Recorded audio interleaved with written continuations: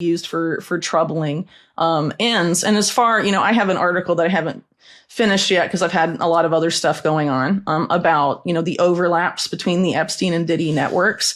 And it's really not exclusively partisan. And there's a lot of very deliberate overlaps. The biggest one being, I guess, Ron Burkle, who owns the Kroger supermarkets between the two, who hasn't even been discussed at all, even though he was a big Clinton donor. Why does his name not get brought up? But it's like, a lot of focus on big name celebrities, perhaps, and, Democrat candidates. But, Ron Burkle was also all over the Epstein Clinton flights. Don't you think that people would want to call that out?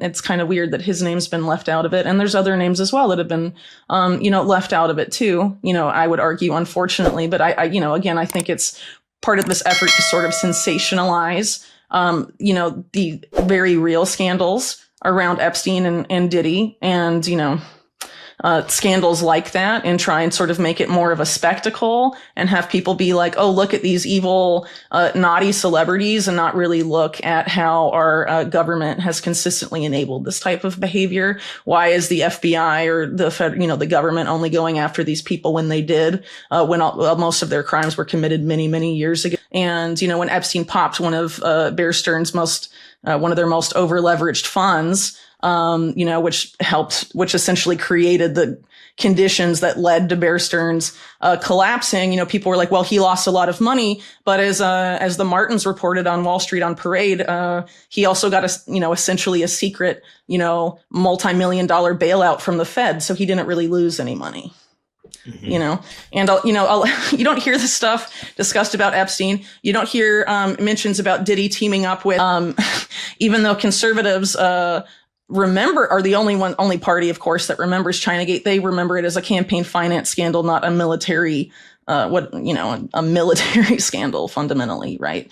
There'd have to be a lot of things that come out. And again, I don't think they're interested, and I don't think they will release information that relates to financial crimes, or any of the intelligence activities, of Epstein. And I don't know. I mean, we'll see what ends up getting released. But keep in mind, when Trump campaigned in 2016, he campaigned in part, on many things, obviously. But one of them was, about sort of releasing, JFK files, which was a campaign promise that was released this time.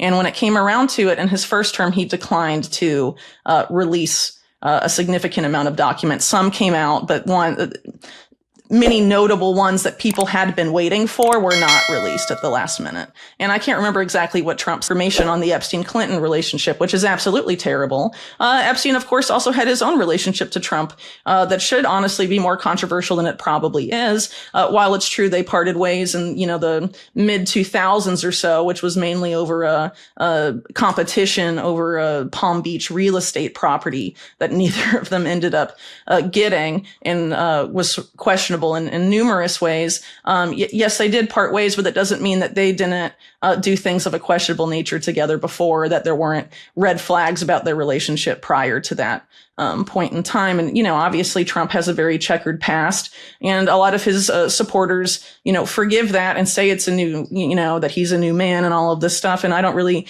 care what people believe, but that doesn't necessarily change, what happened, what may have happened in the 1990s or the 1980s, or, things of that nature. I don't know. Sorry, I've been rambling for a while, but I would certainly like to see all of the documents come out, but the government has never done that. Will it be different this time? Given the case, there's a very deliberate effort to weaponize the case and keep it solely focus on a very small range of what Epstein actually did during his relatively lengthy career that involved ties to organized crime and intelligence. There's been no interest in going after his most obvious benefactor, Leslie Wexner, despite the fact that Wexner, was a never Trumper in all of this stuff.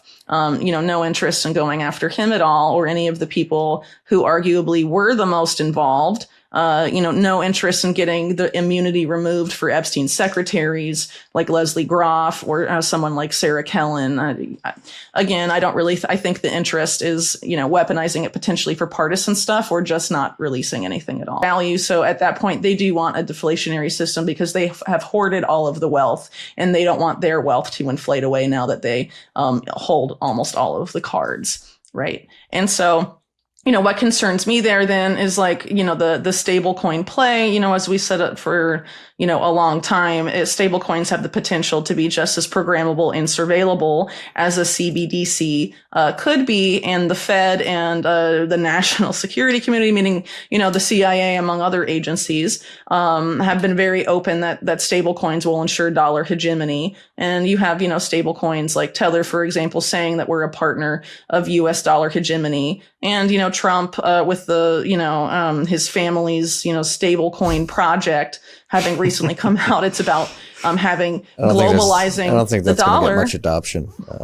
Well, no, maybe not that necessarily, but and in turn, basically, things like the Amazon rainforest into, tradable financial products that don't actually conserve anything, but are framed as that. And then, this effort to basically install a predatory global carbon market over Latin America that at the same time it ends local and national sovereignty, or would de facto end it and lead toward a more regional government and regional government block, and try and build out like a smart power grid and 5G stuff throughout the continent under the guise of conserving it and ending climate change.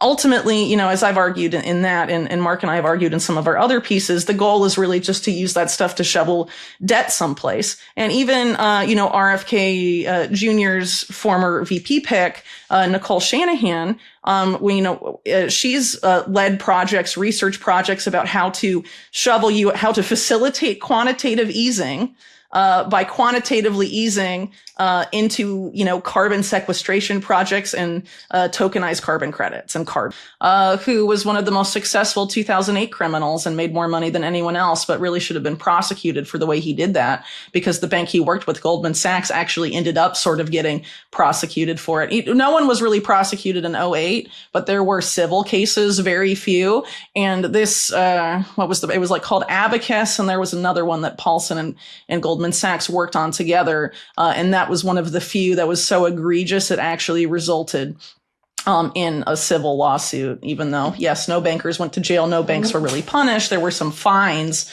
handed out, but there was really no accountability. And when you have that scale of wealth transfer and theft happen with no accountability, you can be sure that the same people responsible for that were like, we can continue to fleece the public and steal more if we do it the right way. And so the fact that, he's being considered, for that position, I find very concerning. And as I understand it, the other pick is Scott Bessent, who is a former money manager, for George Soros, which, doesn't necessarily can be marketed under that exclusivity model. Just they can't really find anything new that's profitable and works and can pass existing regulations to make it to market, right?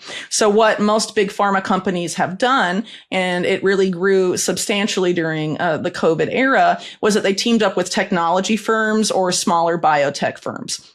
So out of that, for example, you saw GlaxoSmithKline team up with Google and made Galvani Bioelectronics. On the board was Moncef Slaoui, who was later put in charge of Operation Warp Speed, for example. And there's a lot of these team ups where really you sort of have tech merging with pharma to usher in sort of this new era of what are being referred to as precision medicines and various things like that. That was allegedly the motive for the Biden administration to create the health DARPA, which they called ARPA-H. It was considered under Trump as well, but under the name HARPA. But nevertheless, it exists, and altcoins or whatever, and just seize them without any sort of accountability. And then that way, as I mentioned earlier about how the U.S. military views the IMF as a tool of financial power, they view sanctions that way too. And if Tether and presumably other stablecoin issuers, but specifically with this effort to regulate all dollar stablecoins, have them all be regulated by the U.S. government, there is the potential for the U.S. government to very much abuse that and also use it as a tool for wanton financial surveillance, in the same way that you have people like Augustine Carson's at the BIS saying we want to have complete visibility into every, cent essentially that people spend, and and now we have the technology to enforce that. We want total control. Stable coins can lead us to that paradigm. Mm-hmm. And at the same time, No, I would argue that one of the most damaging things that has happened in the past several hundred years is the debt-based monetary paradigm. Debt crises have been manufactured by criminals time and again to steal people's wealth all over the world.